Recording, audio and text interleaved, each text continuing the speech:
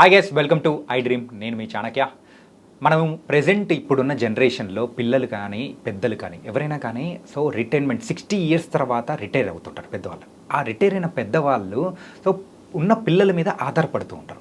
అలా ఆధారపడుకోకుండా ముందు నుంచే ఫైనాన్షియల్గా వాళ్ళంటూ కొంచెం సేవింగ్స్ అనేది కూడా రిటైర్మెంట్ ప్లాన్ కోసం చేసుకుంటే ఆ 60 ఇయర్స్ తర్వాత కూడా పిల్లల మీద ఆధారపడకుండా ఉండడానికి చాలా హ్యాపీగా లైఫ్ని లీడ్ చేయొచ్చు అని చెప్పేసి ఇక్కడ మనతో పాటు ఉన్న ఫైనాన్షియల్ ప్లానర్ సుభాష్ బాబు గారు అంటున్నారు.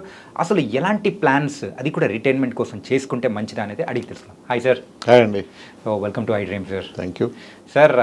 నేను ఇప్పుడే చెప్పాను కదా, ఏంటంటే మన ఇండియన్ స్టాటిస్టిక్స్ ప్రకారం అయితే 60 to 70% వాళ్ళు ఎవరైతే రిటైర్మెంట్ తర్వాత పిల్లల మీదే ఆధారపడుతుంటారు. ఏదైనా కావాలనుకున్నా కానీ డబ్బుకి కానీ పిల్లల దగ్గర నుంచి అడగడం ఎట్లా ఉంటుంది. కానీ కొంతమంది అడుగుతుంటారు, కొంతమంది మొహమాట పడుతూ ఎందుకులే అని చెప్పేసి వాళ్ళ అవసరాలని కూడా అడగకుండా ఆపేసుకుంటుంటారు. ఇలాంటి అంటే అవ్వకుండా జాగ్రత్తలు తీసుకోవాలంటే ముందు నుంచి ఏం చేయాలి? గుడ్ క్వశ్చన్ అండి. చాలా రెలవెంట్ టాపిక్ సొసైటీలో అది. ఇప్పుడు మీరు అన్నట్టు 60-70% పీపుల్ కూడా సఫర్ అవుతున్నా స్ట్రగుల్ అవుతానంటే అది బాధాకర విషయమే అది.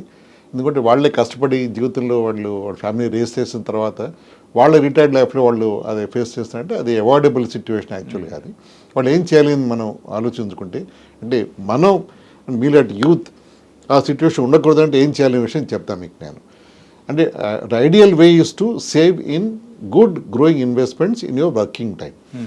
అది ఐడియల్ థియరీ. అది అంటే 30 ఏళ్ళ నుంచి మనం ఒక 55 ఏళ్ళ వరకు ఇన్వెస్ట్ చేసుకుని ఆ డబ్బును కార్పస్ జనరేట్ చేసుకుని 60 ఏళ్ళు వచ్చిన దాకా దాన్ని తీసుకుంటూ మనం విత్డ్రా చేసుకుంటూ పెన్షన్ ఈ మంచి పెన్షన్స్ ఎక్కువ ఉండేట్టు ఉద్యోగాల్లో 60 నుంచి ఆ డబ్బు తీసుకుంటూ వాళ్ళు లైఫ్ కంటిన్యూ చేసేయచ్చు కంఫర్టబుల్గా. ఓకే. వాళ్ళకి అసలు ఎంత డబ్బు అవసరం ఉంటుంది వాళ్ళు రిటైర్ అయిన తర్వాత అన్నది వ్యక్తికి మారుతూ ఉంటుంది. వాళ్ళ ఫ్యామిలీ సైజ్ బట్టి వాళ్ళ అవసరాలు బట్టి మారుతూ ఉంటుంది. కానీ యావరేజ్గా 1-2 కోట్ల అవసరం ఉంటుంది. యావరేజ్ మిడిల్ క్లాస్ ఇప్పుడు 30-40 వేలు ఖర్చు పెట్టే వాళ్ళకి 60 ఏళ్ల తర్వాత ఆ 30-40 వేలు కూడా పైన దాదాపు 2-3 lakhs అయిపోతుంది నెలకి. అది దాని మీద వాళ్ళు ఎంత డబ్బు సేవ్ చేసి పెట్టుకోవాలి, ఆ ఖర్చు వాళ్ళు మెయింటైన్ చేయాలి అంటే దాదాపు 2-2.5 కోట్లు అవసరం ఉంటుంది 60 ఏళ్ళకి వాళ్ళకి. ఆ 2-2.5 కోట్లు వాళ్ళు అక్యుములేట్ చేయగలగాలి 60 ఏళ్ళ టైం కంటే ఎంత ఇన్వెస్ట్ చేయాలి దాని లెక్కలు ఉన్నాయి దాని మీద చేయడానికి. కానీ దానికి కావాల్సింది approach, financial discipline and goal based approach ఉంటే దాన్ని మనం చేయొచ్చు. ఓకే. దీంట్లో ఒక చిన్న పాయింట్ ఏమిటంటే ఈ అన్ని రిటైర్మెంట్ కాన్సెప్ట్స్ మీద మీరు ఇన్వెస్ట్ చేస్తూ వెళ్ళండి, 60 ఏళ్ళకి సేవ్ చేయండి, అప్పుడు మీరు ఖర్చు పెట్టుకోవచ్చు అని చెప్తూ ఉండడం జరుగుతూ ఉంటుంది. కానీ నార్మల్గా అందరికీ అనిపించేది ఏమిటంటే ఇప్పుడు నేను డబ్బు సంపాదిస్తాను, ఖర్చు పెట్టుకోలేకుండా నేను ఈ ఇన్వెస్ట్మెంట్ చేయాలి అంటే నాకు డబ్బు తక్కువైపోతుంది, నేను నా నార్మల్ లైఫ్ లీడ్ చేయలేకపోతాను, ఏదో ఫన్ పిక్నిక్ వెళ్ళాలి, ట్రావెల్కి వెళ్ళాలి, వెకేషన్ వెళ్ళాలి అంటే వెళ్ళలేకపోతున్నారని వాళ్ళు కొంచెం పోస్ట్పోన్ చేయడం జరుగుతూ ఉంటుంది. నెక్స్ట్ స్టార్ట్ చేద్దాం, ఆ నెక్స్ట్ స్టార్ట్ చేద్దాం అని ఫీలింగ్ ఉంటూ ఉంటుంది చాలామందికి. ఇది కొంచెం ప్రాబ్లమాటిక్ సినారియో. అంటే వాళ్ళ వైపు కరెక్టే, అది ప్రైమ్ టైం డబ్బు సంపాదించే ఏజ్లో వాళ్ళు ఎంజాయ్ చేయలేకపోతే then what is the fun in life అని వాళ్ళు అనుకోవచ్చు. అది రైట్ రాంగ్ అనే విషయం పక్కన పెడితే. అది చిన్న ఎగ్జాంపుల్ చెప్తాను. ఒక 25-year-old పర్సన్ ఉద్యోగం స్టార్ట్ చేశాడు, 35 వరకు 10 ఏళ్ళు 12 ఏళ్ళ వరకు 12 ఏళ్ళు 10 to 12 years అవుతుంది. కానీ ఒక 10-15 వేలు పర్ మంత్ సేవ్ చేసుకుంటూ వెళ్ళి ఎవ్రీ ఇయర్ కొంచెం పెంచుకుంటూ వెళ్తే ఎస్ఐపిని ఫస్ట్ ఇయర్ 15,000, నెక్స్ట్ ఇయర్ 18,000, 20,000 అలా చేసుకుంటూ వెళ్తే 12 ఏళ్ళలో 1 crore అతను జనరేట్ చేయొచ్చు. ఇది 10-12 yearsలో అతను 1 crore అతను జనరేట్ చేసేస్తాడు. Okay sir. యూజువల్గా ఈ రిటైర్మెంట్ ప్లాన్స్ విషయానికి వచ్చేటప్పటికి మధ్యలో ఎప్పుడైనా కానీ మనం బ్రేక్స్ వేసి అంటే కొంచెం కట్టుకోలేని సిచ్యువేషన్ ఏదైనా ఎమర్జెన్సీ వచ్చినప్పుడు ఆ అమౌంట్ మనం తీసుకునే సిచ్యువేషన్స్ ఏదైనా ఉంటాయా? ఉంటాయి. రిటైర్మెంట్ అనేది ఒకే అప్రోచ్ మాత్రమే. అది ఇది all come under mutual fund approach, investment approach. ఎస్ఐపీలు అవ్వచ్చు, ఏదైనా అవ్వచ్చు, ఆ డబ్బు మీదే, మీరు ఎప్పుడైనా తీసుకోవచ్చు. దాంట్లో నుంచి మేము ఎవరికి క్వశ్చన్ చేయరు. ఆ డబ్బు మీదే. ఒక ఎస్ఐపి స్కిప్ అయినా మీకు ఫోన్ కాల్స్ వచ్చి ఈమెయిల్ లాగా ఫోన్ కాల్స్ రావు మీకు. అది మీ డబ్బే, మీ ఇన్వెస్ట్మెంటే. మీరు ఇన్వెస్ట్ అయిపోతే నష్టం ఇన్వెస్టర్కే, అంటే వెల్త్ క్రియేట్ అవ్వదు. కానీ దాంతో ఎవరు మీకు ఇబ్బంది పెట్టరు మీ గోల్ మిస్ అయిపోతుంది అని. సో ఇందాక చెప్పినట్టు 25 ఏళ్ల వ్యక్తి కానీ ఇన్వెస్ట్మెంట్ స్టార్ట్ చేస్తే 10-12 ఏళ్ళు చేస్తే 1 crore అతను జనరేట్ చేయగలిగితే 35 ఏళ్ళకి 37 ఏళ్ళకి అతను దాని నుంచి అతను నెలకి 56,000 తీయచ్చు ఆ డబ్బుల నుంచి. ఓకే. ఒక సిస్టమేటిక్ విత్డ్రాల్ ప్లాన్ కాన్సెప్ట్ అని ఉంటుంది, SWP అంటాం దాన్ని మనం. దాంట్లో పెట్టి అతను 50,000 40,000 తీయచ్చు దాంట్లో నుంచి ఎవ్రీ మంత్ అతను. అంటే అది 35 ఏళ్ళ నుంచి అతని ఫ్యామిలీకి 40,000 అడిషనల్గా అతను దీని నుంచి అతను తీసుకుంటూ ఉండొచ్చు.